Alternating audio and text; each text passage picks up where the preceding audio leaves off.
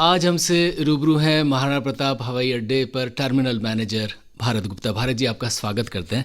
भारत जी, ये जो टर्मिनल है इसमें क्या क्या ख़ास बात हैं और क्या क्या एक्सपांशंस आगे होने वाले हैं? धन्यवाद सर। महाराणा प्रताप एयरपोर्ट उदयपुर का जो टर्मिनल है वो बेहद खूबसूरत है। और टर्मिनल में हमारे पास दो लेवल हैं, नीचे ग्राउंड लेवल है और ऊपर फर्स्ट फ्लोर है। तो हमारे पास टर्मिनल में जैसे कि जो हमारे पैसेंजर्स हैं, जो रिड्यूस मोबिलिटी के पैसेंजर्स हैं या प्रेग्नेंट वीमेन हैं, उनके लिए हमने हर तरीके के इंतज़ाम किए हुए हैं। हमारा हेल्प डेस्क का स्टाफ है जो हमेशा उनकी हेल्प के लिए अवेलेबल रहता है। इसके साथ ही हमारे पास मतलब हर पॉसिबल जो भी हम फैसिलिटीज़ पैसेंजर्स को दे सकते हैं, खाने पीने के लिए रेस्टोरेंट्स हैं, शॉपिंग करने के लिए दुकानें हैं, ये हमने सब अवेलेबल करा रखा है। एक्सपांशन के क्या क्या प्लान्स हैं? क्योंकि बहुत बार ये होता है कि यहाँ पर जो एपरेंस है वो भी कम है या हवाई जहाज़ इतनी मात्रा में रुक नहीं पाते हैं, तो इनका या एपरेंस का या टर्मिनल का एक्सपांशन या विस्तार, इसकी भी कोई योजना है?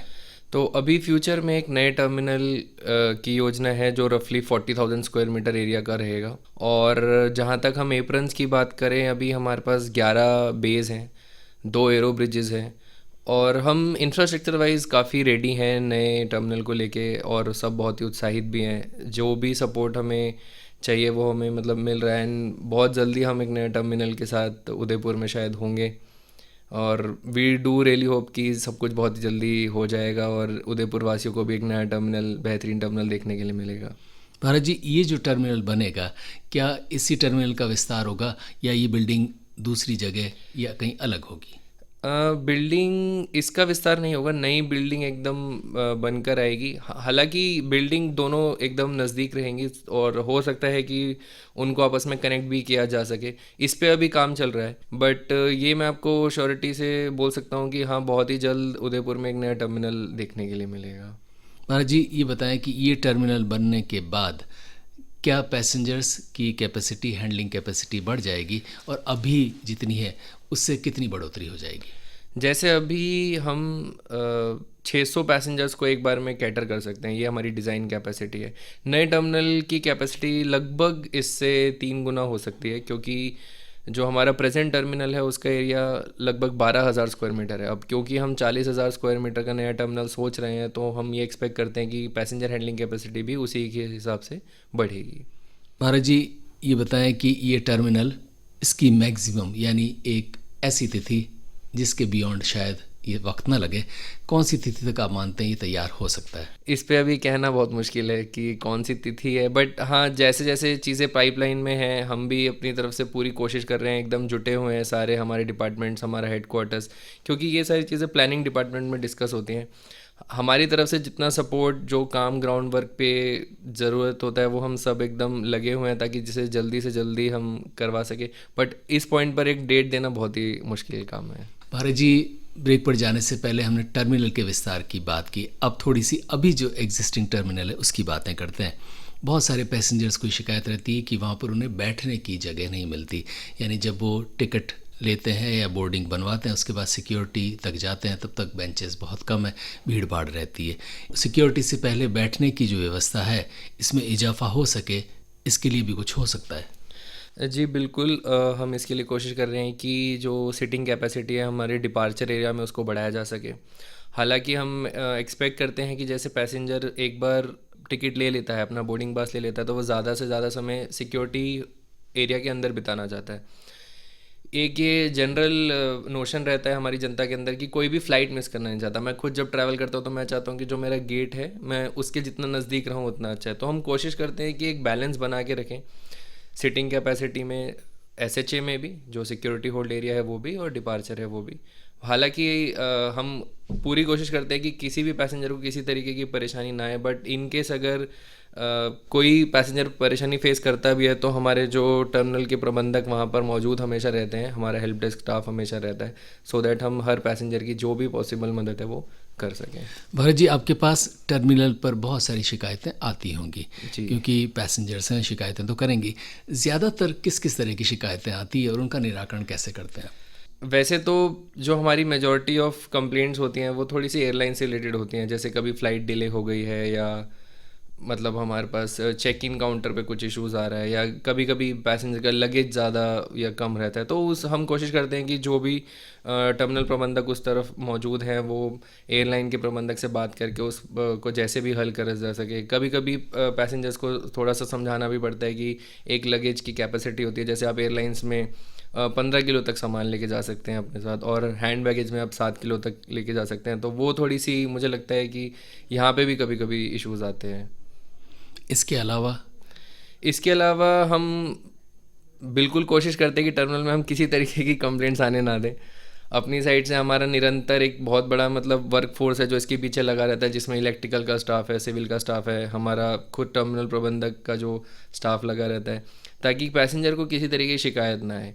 कभी कभी अगर छोटे मोटे कंप्लेंट्स जैसे पार्किंग से रिलेटेड इश्यूज़ हैं तो उसको हम कोशिश करते हैं कि जिस भी पॉसिबल तरीके से सॉल्व किया जा सके हम लोग करते हैं। जो कि ये एक तरह से हॉस्पिटैलिटी इंडस्ट्री का ही हिस्सा हुआ एयरपोर्ट भी, तो व्यवहार को लेकर बहुत सारी एक्सपेक्टेशंस रहती है और व्यवहार को लेकर शिकायतें भी आती होंगी। जी पहले तो एयरलाइन के स्टाफ को लेकर भी कि उन्होंने जब वो व्यक्ति बोर्डिंग बनवाने गया है तो वो क्या दिक्कत कर रहा है, और कुछ कमर्शियल इश्यूज़ भी होते हैं, जैसे कुछ एयरलाइंस बोर्डिंग पास के पैसे भी लेने लग गए थे, तो इससे हो सकता है कस्टमर नाराज़ हो, आप तक शिकायत आए। इसके अलावा सिक्योरिटी में भी हो सकता है किसी व्यक्ति को शिकायत रही हो कि मुझसे कुछ ज़्यादा ही उन्होंने ऐसी चीज़ जो अलाउ हो सकती है फिर भी रोक लिया, मेरा बैग इन्होंने बाद में आने दिया। ये व्यवहार को लेकर शिकायतें एयरपोर्ट स्टाफ, सिक्योरिटी स्टाफ और एयरलाइन वालों को लेकर ये आती होंगी, तो इनका क्या सॉल्यूशन होता है? तो इस समस्या को दूर करने के लिए हम अपने सारे स्टाफ की सॉफ्ट स्किल ट्रेनिंग कराते हैं, ताकि किसी भी पैसेंजर को ये ना फील हो कि उससे सख्ती से बात की गई है। तो हालांकि वो CISF का स्टाफ हो, एयरलाइंस का स्टाफ हो, एयरलाइंस और हम अपने सारे स्टेक होल्डर्स के साथ हर महीने एक मंथली मीटिंग ऑर्गेनाइज करते हैं, जिसको हम फैसिलिटेशन मीटिंग का नाम देते हैं। उन फैसिलिटेशन मीटिंग में हम इन्हीं सारे मुद्दों पे चर्चा करते हैं कि कैसे पैसेंजर का जो समय है उसे एयरपोर्ट पे आरामदायक बना सके। साथ ही हम सिक्योरिटी में भी कॉम्प्रोमाइज़ ना करें और उसे ऐसा भी ना फील हो कि हम मतलब ज़्यादती कर रहे हैं या उनके साथ कोई सख्ती से पेश आ रहा है। इसके लिए हम कॉन्स्टेंटली कोशिश करते हैं कि उनकी सॉफ्ट स्किल ट्रेनिंग हर 6 महीने में, हर 3 महीने में, जैसे भी पॉसिबल है। जैसे नया स्टाफ आता है तो उनकी ट्रेनिंग कराते हैं, जो एग्जिस्टिंग स्टाफ है उनकी रिफ्रेशर ट्रेनिंग कराते हैं। ये सारी चीज़ें हम करते रहते हैं, जिससे कि इस तरीके की समस्या को हम निरंतर दूर कर सकें। अगर कोई समस्या सच में जेन्युइन हो, यानी किसी व्यक्ति से एयरलाइन के स्टाफ ने सच में अच्छा बर्ताव नहीं किया हो, तो क्या उनके खिलाफ भी कार्रवाई होती है? जी बिल्कुल। तो उसमें क्या है कि आप टर्मिनल प्रबंधक को कंप्लेंट कर सकते हैं और टर्मिनल प्रबंधक इसे संज्ञान में लेके कंसर्न एयरलाइन के मैनेजर से तुरंत बात करता है। हमारा जो कोऑर्डिनेशन है इस मामले में बहुत ही सटीक है, हमें एग्जैक्टली पता है कि हमें किस टाइम पे किसके थ्रू बात करनी है। और फिर भी अगर कोई कंप्लेंट ऐसा लगता है कि बहुत ज़्यादा गंभीर है, तो हम भी ऑब्वियसली, हमारा पैसेंजर है तो हम उसे अपना भगवान की तरह मानते हैं। हम नहीं चाहते कि उसको किसी भी तरीके की एयरपोर्ट पे प्रॉब्लम आए। तो डेफिनेटली हम कोशिश करते हैं कि एयरलाइंस के थ्रू मिल के उसको जिस भी तरीके से रिजॉल्व किया जा सके हम करते हैं। बाकी अपने आपके सभी श्रोताओं को मैं ये भी बोल सकता हूँ कि एयरपोर्ट पे कभी भी कोई प्रॉब्लम आए तो टर्मिनल मैनेजर का ऑफिस बिल्कुल डिपार्चर्स में ही है, आप वहाँ पे जाके बात कीजिए, आपकी कंप्लेंट हमेशा सॉल्व होगी। भारत जी, एयरपोर्ट का टर्मिनल हर व्यक्ति के मन में कल्पना होती है कि एक खूबसूरत सी जगह होगी जहाँ उसको सारी सुविधाएं मिलेंगी। ये सुविधाएं उपलब्ध हों और उनकी मेंटेनेंस भी अच्छी तरह हो सके, इसके लिए अतिरिक्त रूप से आप क्या कुछ करते हैं? तो इसके लिए सर हमारा एक डेडिकेटेड विंग है। हम डेली बेसिस पे इंस्पेक्शंस करते हैं और जो भी हमें लगता है कि थोड़ी कमी पेशी रह गई है उसे हम अपने डेडिकेटेड स्टाफ को बताते हैं। जैसे कि प्लम्बिंग से रिलेटेड अगर कुछ इश्यूज़ हैं या कारपेंटिंग को लेके कुछ इश्यूज़ टॉयलेट्स हैं, वॉशरूम्स हैं। वॉशरूम्स में लिए हमारा डेडिकेटेड स्वीपर हमेशा, जेनिटर्स हमेशा अवेलेबल रहते हैं। हालांकि टर्मिनल में ये सारी चीज़ें सुचारू रूप से चलती रहें, इसका हमें हर 6 महीने में हम एक सर्वे कराते हैं, विच इज़ जो कि कस्टमर सेटिस्फेक्शन सर्वे के नाम से जाना जाता है। और मतलब मुझे बताते हुए खुशी भी होती है कि उदयपुर हवाई अड्डा जो है निरंतर 2-3 साल से इसमें प्रथम स्थान हासिल कर रहा है। अभी फर्स्ट राउंड जो कि जनवरी 2022 से जून 2022 तक था, उसमें हम 5 की रैंकिंग में 4.99 हमने स्कोर किया है, जिसके लिए हमें प्रथम स्थान में भी मिला है। और हम निरंतर इस कोशिश में लगे रहते हैं कि कैसे न कैसे हम इसको, सफाई को एकदम मतलब रखें कि लगे कि हाँ उदयपुर का एयरपोर्ट है और हम हर इंटरनेशनल एयरपोर्ट को कम्पीट करने के लिए वी आर रेडी। कुछ सुविधाएं साइन बोर्ड्स की या इन्फॉर्मेशन की, इनकी बहुत ज़रूरत पड़ती है। इन्फॉर्मेशन यानी आपका जो फ़्लाइट है उसका डिपार्चर किस वक्त है, फ़्लाइट का गेट कौन सा है, गेट पर अगर आप पहुंच गए तो कितनी देर में फ़्लाइट आएगी, क्योंकि फ़्लाइट के डिपार्चर से पहले ही एयरलाइन का स्टाफ वहाँ पर आएगा। लेकिन इससे पहले बहुत सारे लोगों में कन्फ्यूजन रहता है कि फ़्लाइट डिले है, आ रही नहीं आ रही। ये इन्फॉर्मेशन अच्छी तरह और समय समय पर पहुँच जाए, इसके लिए क्या कुछ करते हैं? तो इसके लिए हमने टर्मिनल में फ़्लाइट इंफॉर्मेशन डिस्प्ले स्क्रीन, जिसे FIDS बोला जाता है, ये हर डिसीज़न पॉइंट पे लगा रखा है।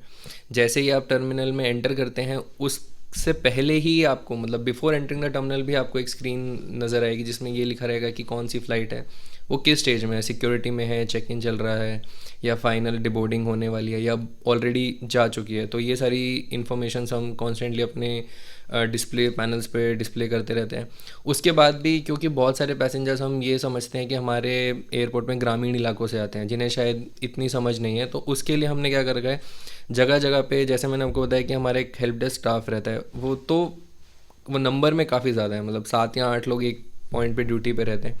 विभिन्न जगहों पे उनको प्लेस किया जाता है ताकि किसी भी पैसेंजर को अपना रास्ता ढूंढने में, उसके लिए हमने साइनेजेस प्रॉपर लगाए हुए हैं। बट फिर भी कभी कभी मुझे लगता है कि हम कंफ्यूज हो जाते हैं, मतलब पैसेंजर कंफ्यूज हो जाता है, तो उसकी हेल्प करने के लिए वो स्टाफ वहाँ पे निरंतर रहता है, जो उसे कंसर्न एयरलाइंस के स्टाफ से ये पूछ के कि आप कौन सी एयरलाइन में ट्रैवल कर रहे हैं, कंसर्न एयरलाइन के स्टाफ से मिलवाता है, और जहाँ पे उससे फिर बाकी जो भी मदद है वो मुहैया कराई जाती है। महाराज जी, वहाँ पर जो कैंटीन और खाने पीने की वस्तुएं वो बहुत एक्सपेंसिव होती है, यानी चाय भी आपको बहुत महंगी मिलती है, कुछ जगह 100 रुपये, 125 रुपये। सैंडविच हो सकता है कब बना वो ठंडा सैंडविच भी काफ़ी महंगा मिलता है। तो वो ये शिकायत करते हैं कि वहाँ चॉकलेट भी बहुत महंगी मिलती है, यानी सारी चीज़ें एग्जेजरेटेड प्राइसेस पर मिलती है, ख़ासतौर पर खाने पीने की वस्तुएं। ये बात कितनी सही है, और अगर ये सही है तो इनकी कीमतें वाजिब हो सके, इसके लिए भी कुछ किया जा सकता है? तो सर, इसके लिए मैं आपको ये बताना चाहूँगा कि जो भी फूड प्रोडक्ट्स जो जिन पे प्राइसेस प्रिंटेड होते हैं, MRP से ज़्यादा कोई भी हमारा वेंडर सेल नहीं करता है। अगर ऐसा करते हुए कोई पाया जाता है तो उस पे इमीडिएट एक्शन हम लोग लेते हैं, फ़ाइन करते हैं। हालांकि जो प्रोडक्ट्स वो खुद बनाते हैं, मैं ये चीज़ सब श्रोताओं को इंश्योर कर सकता हूँ कि वो एकदम फ्रेश होते हैं। ऐसा नहीं है कि 5 दिन पहले का प्रोडक्ट उसे कोई मिलेगा, वो डेली बेसिस पे बनाए जाते हैं, सोल्ड किए जाते हैं। हालांकि जो खुद से बनाए प्रोडक्ट होते हैं उनका ऑब्वियसली आई कैन से कि थोड़ा सा शायद हो सकता है कि मार्केट से ज़्यादा पैसा होता हो, बट उसके लिए मैं यही बोलूँगा कि वो एकदम फ्रेश प्रोडक्ट्स होते हैं, और आपको जो दिया जा रहा है that is a very quality product, तो इस वजह से शायद उसका प्राइस थोड़े से ज़्यादा हो सकते हैं। अगर फिर भी कोई व्यक्ति ये शिकायत करे कि उससे कीमत ज़्यादा ली गई, तो उस पर कार्रवाई होती वेंडर के खिलाफ? बिल्कुल, इस मामले में हम बहुत ही सख्त हैं। कोई भी व्यक्ति अगर MRP से ज़्यादा बेचता हुआ पाया जाता है तो हम उसके अगेंस्ट जो भी एक्शन हमारे हेडक्वार्टर्स ने बता रखे हैं हम लेते हैं। भारत जी, जब हम आते हैं कहीं से तो सबसे पहले आपका बैगेज इंतज़ार करते हैं बेल्ट के पास। उसमें कई दफ़े एक समस्या आती है कि एक ही व्यक्ति के या 2 व्यक्तियों के एक जैसे बैग हैं और गलती से वो उठा के चला गया, और इस तरह की बाद में कोई क्रॉस चेकिंग वहाँ होती नहीं। तो बैग अगर एक्सचेंज हो गया हो या किसी के व्यक्ति का बैग एयरलाइन की गलती से ही नहीं आया हो, लेट आ रहा हो, इन समस्याओं का क्या निदान है? इसमें क्या होता है कि एयरलाइंस का एक स्टाफ हमेशा अराइवल्स में मौजूद रहता है जब भी बैगेज आते हैं। मान लीजिए गलती से अगर आप किसी का बैग उठा के ले भी जाते हैं तो इसकी कंप्लीट इन्फॉर्मेशन होती है कि बैग किसके पास है, और हमारे पास पैसेंजर का इन्फॉर्मेशन होता है, नंबर होता है। हम कांटेक्ट करके पैसेंजर से वो बैगेज वापस मंगाते हैं। बैगेज अगर इन केस एक्सचेंज हो गया है तो हमारे जो एयरलाइंस का स्टाफ है वो बिल्कुल कोशिश करता है कि जल्द से जल्द आपका बैग, अगर एयरलाइंस की गलती से छूट भी गया है तो जहाँ पे भी आप बोलते हैं एयरलाइंस बैगेज डिलीवर करवाता है।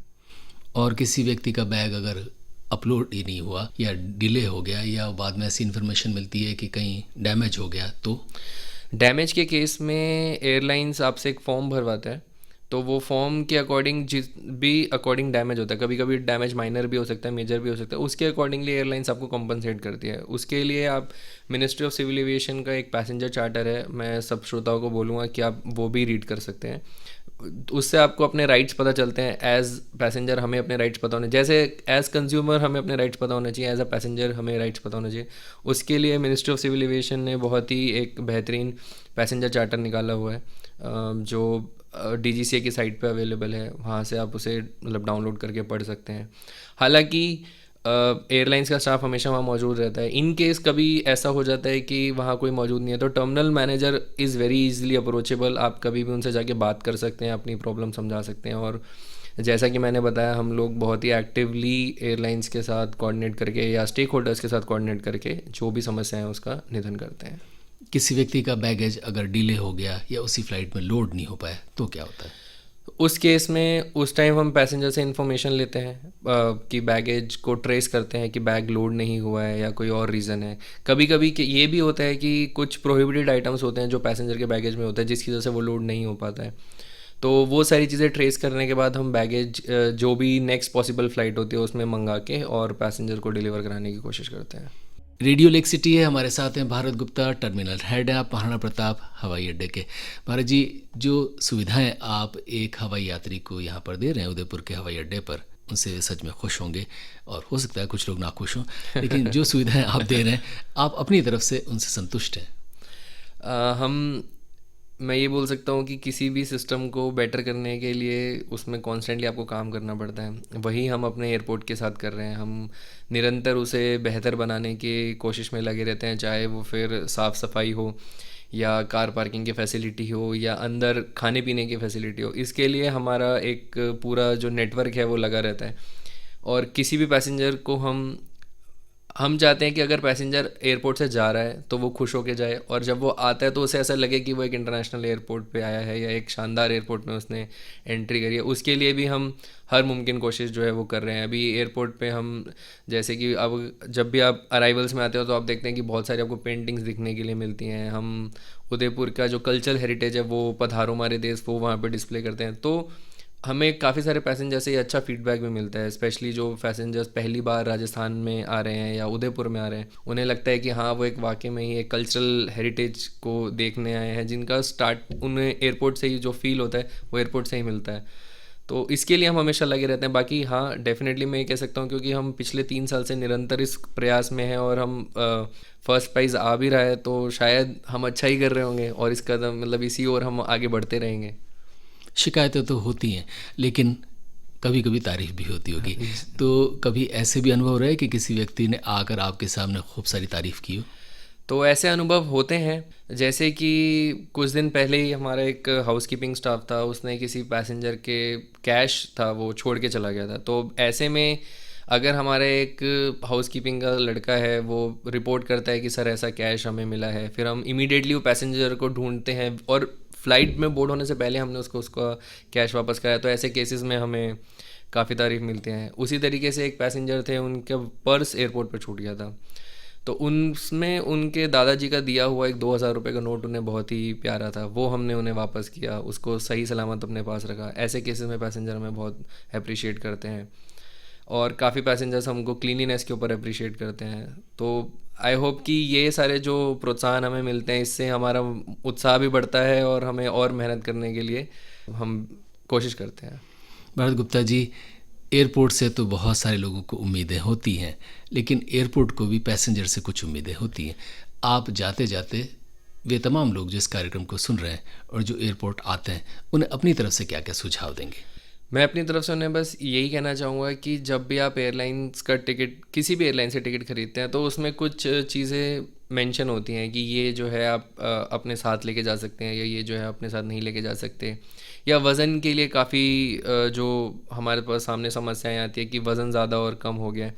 वो चीज़ें मैं चाहता हूँ कि सब लोग एक बार थोड़ा सा देखें। हालांकि और एक मैं सभी श्रोताओं को ये भी कहना चाहता हूँ कि टर्मिनल मैनेजर और एयरपोर्ट अथॉरिटी की जो हमारी टीम है वो हमेशा उनके लिए लगी हुई है। कभी भी किसी भी तरीके की समस्या है तो हम वहाँ पर हैं, जो हम उसे उस आपकी समस्या का समाधान करेंगे। और किसी भी तरीके की प्रॉब्लम के लिए we are always there and we are striving hard. तो कोशिश हमारी यही है कि हम हर दिन बेहतर हों। आज़ादी का अमृत महोत्सव हम मना रहे हैं और महाराणा प्रताप हवाई अड्डा जो है इस मौके पर देश के और दुनिया के सबसे खूबसूरत हवाई अड्डों में शामिल हो, यही हमारी शुभकामनाएं। भारत गुप्ता जी, आप आए, आपका हृदय से आभार।